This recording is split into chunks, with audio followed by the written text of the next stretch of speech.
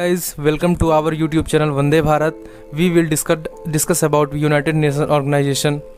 तो आज हम डिस्कस करेंगे संयुक्त राष्ट्र संघ के बारे में, जिसकी अभी हाल ही में 24 अक्टूबर को 75वीं वर्षगांठ थी.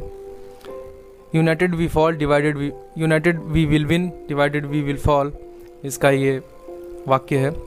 तो चलिए देखते हैं हम इसमें क्या क्या कवर करेंगे.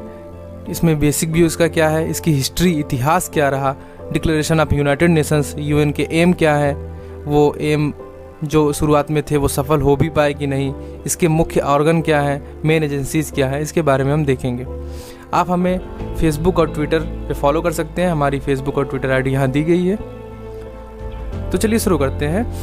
यूनाइटेड नेशन जो संयुक्त राष्ट्र संघ है, एक इंटर गवर्नमेंटल ऑर्गेनाइजेशन है जो कि क्या करता है, ये अंतर्राष्ट्रीय कोऑपरेशन को मेंटेन करता है और शांति और सुरक्षा को भी मेंटेन करता है. ये क्या करता है कि stop future conflict and war, जो दो देशों के बीच कॉन्फ्लिक्ट है या वार है उसको कम करने की कोशिश करता है और देशों के साथ मिलकर.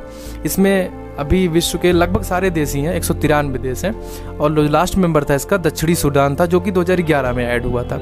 इसका हेडक्वार्टर आप सब जानते ही होंगे कि न्यूयॉर्क में है, और अदर मेन ऑफिसेज भी हैं जिनेवा में, नैरोबी में, वियना में एंड हेग में. आपको पता होगा, आपको शायद पता ही होगा कि जिनेवा कन्वेंशन और वियना कन्वेंशन के बारे में सुना होगा, ये यहीं पास.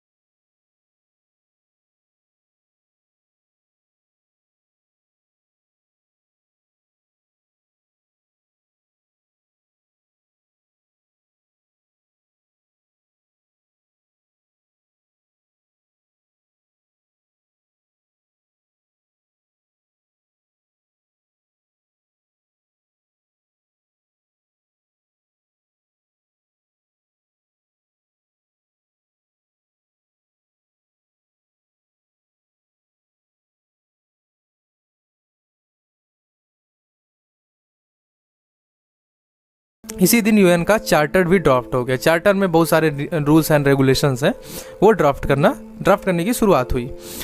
24 अक्टूबर 1945 को यूएन का चार्टर रेटिफाई हो गया, जो पाँच जो है परमानेंट मेंबर और 46 नॉन परमानेंट मेंबर द्वारा हुआ. उस समय क्या थे, मतलब 5 परमानेंट मेंबर घोषित किए गए और 46 क्या थे, अदर मेंबर्स थे.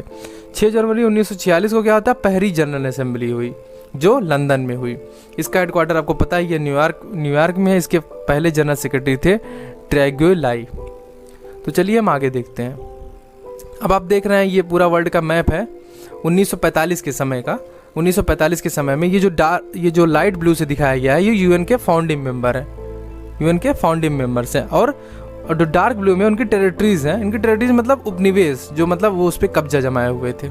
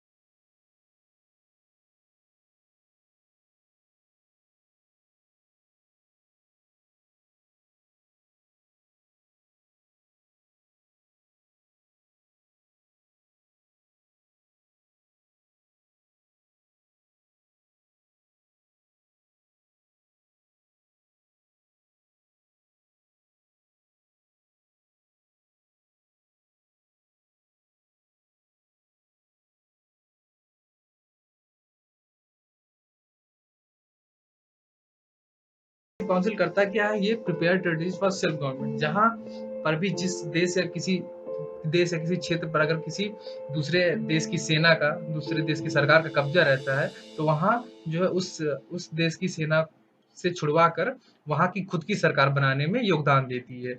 Originally design to manage colonial possession, किसी देश की सेना ने अगर अतिक्रमण कर लिया तो उससे छुड़वाने का काम करती थी, लेकिन ये 1994 से इनएक्टिव है। और जो लास्ट बार इसने काम किया था, लास्ट टेरिटरी जो इसने छुड़वाई थी वो थी पलाऊ को इसने स्वतंत्रता दिलवाई थी।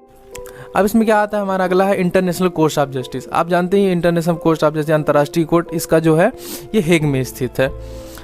Principal judicial organ of UN, जो हमारा जनरल यूएन है, संयुक्त राष्ट्र संघ है, इसका ये हमारा एक मतलब न्यायपालिका बोल सकते हैं हम, एक न्याय व्यवस्था जो है ये देती है हमको। ये क्या करती है, स्टेट्स के बीच में, मतलब देशों के बीच में, विभिन्न देशों के बीच में अगर कोई इशू है तो उसको सॉल्व करती है।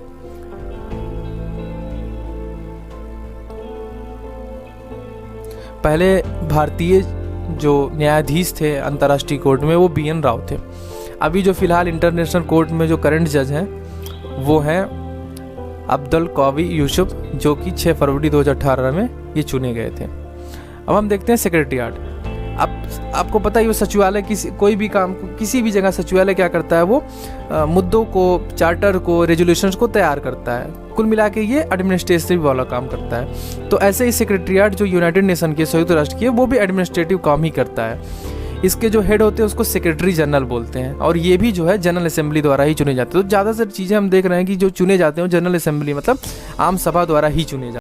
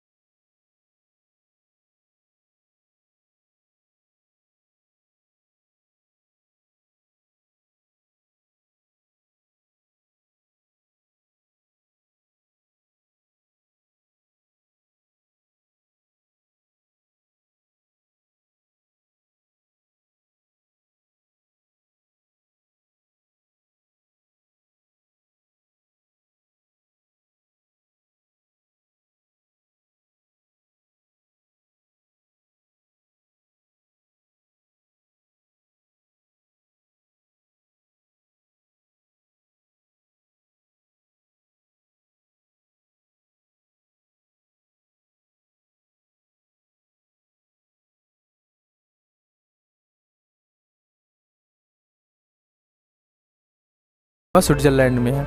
UNWTO, united nations world tourism organization, इसका मुख्यालय मैड्रिड स्पेन में है। IAEA, international atomic energy agency, इसका मुख्यालय वियना ऑस्ट्रिया में है।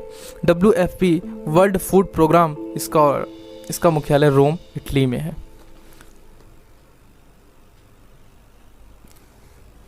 तो आज हमने इस वीडियो में यूनाइटेड नेशंस, उसका एम क्या था और वो कैसे काम कर रहा है, उसके मुख्य ऑर्गन्स क्या है और उससे डिफरेंट संस्थाएं जो जुड़ी हुई इसके बारे में हमने देखा। दोस्तों आशा करता हूँ आपको ये वीडियो पसंद आया होगा। वीडियो को लाइक करें और शेयर करें और चैनल को सब्सक्राइब करें। अगर आपको किसी विषय पर वीडियो चाहिए तो आप हमें कमेंट करके बता सकते हैं। धन्यवाद। जय हिंद।